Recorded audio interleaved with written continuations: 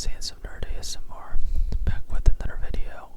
In this video, we're going to be learning about Helicobacter pylori, or commonly known as H. pylori.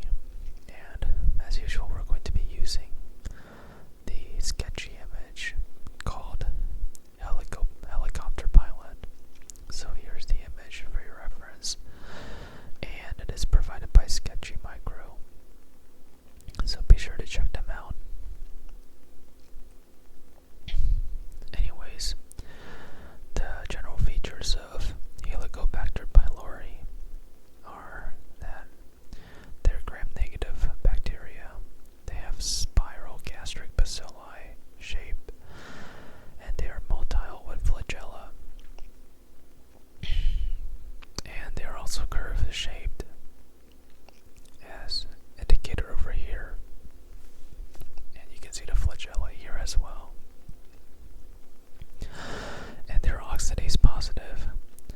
They're also microaerophilic, and they thrive in temperatures of 37 degrees Celsius when it comes to growing.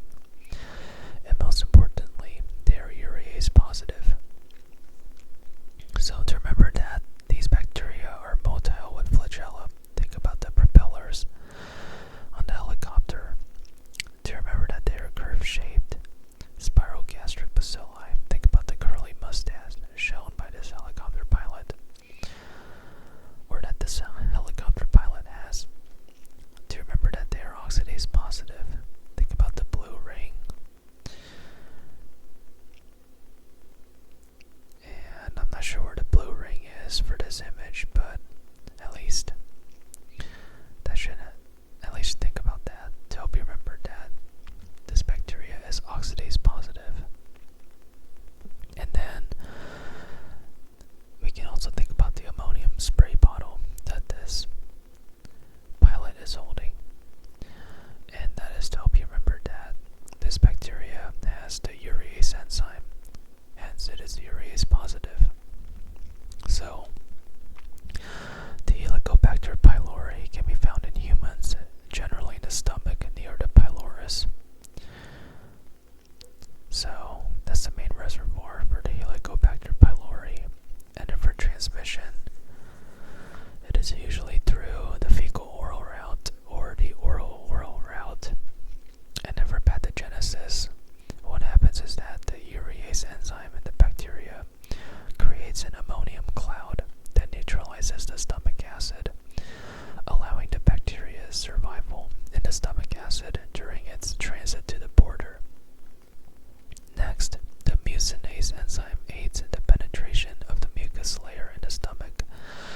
And what's interesting about this is that there's a rapid shift in pH down to a neutral condition as the Helicobacter pylori penetrates.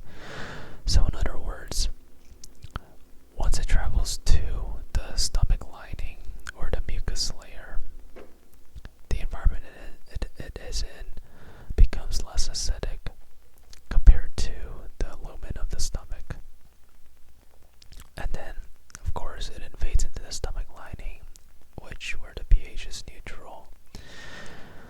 And then the inflammation is a prominent characteristic of this particular infection, especially inflammation of the stomach lining. And then there are two bile types of this bacteria, type 1 and type 2.